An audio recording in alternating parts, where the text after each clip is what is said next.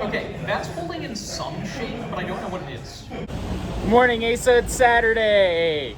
Yes, look at how dark it is outside. It's like 4 a.m. here. I'm turning this off on you. What do we think? Bernie Sanders 2020. It's not. Bernie Sanders 2020. The votes are in. Joe Biden 2020. Okay, right. Cube is cool, but I'm sorry, your other shapes.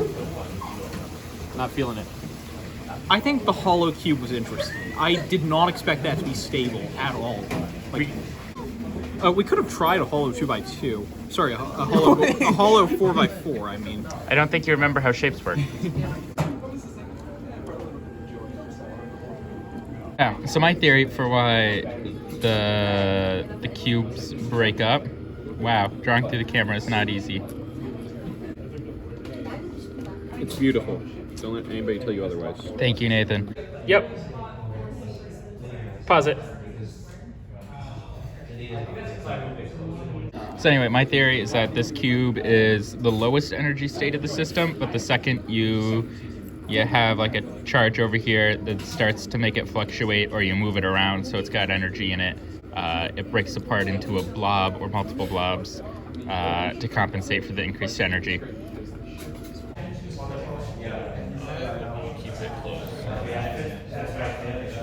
oh, it barely even cares. Does this thing care?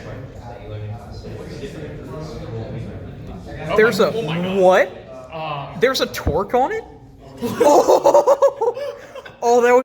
I think the reason the cubes were breaking up was because we introduced enough energy for them to tear off one of their pieces for them, so they were no longer cubes and became blobs. But then they should still theoretically form cube-ish shapes. Maybe it's possible that it wants to form into a cube, but by doing so, it would have to go through things, so then you have that like normal force pushing it back outwards. So it's got like So it's like very slightly, it has very slight tendencies. It's found a local minimum, but not a global minimum. Wait, is the cube a local or a global minimum? It's definitely a local minimum, but Possibly. the question is it a global? All right, so it'd be something like this. This would be our cube. This would be blob. And this would be all the parts scattered. So if they're scattered, there's a lot of potential energy stored between all the particles. So it wants to form a blob and sit right here. And if we set it up carefully, we can get it a cube. But as you can see, there's not much difference between the cube and the blob, I'd say.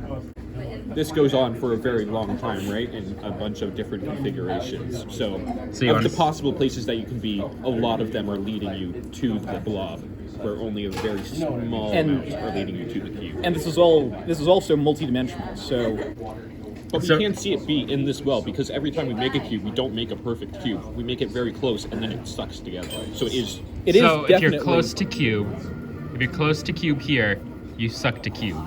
yeah. But if you put enough energy in it, or if you're different enough from a cube, you default to some array of blob shapes that are low energy.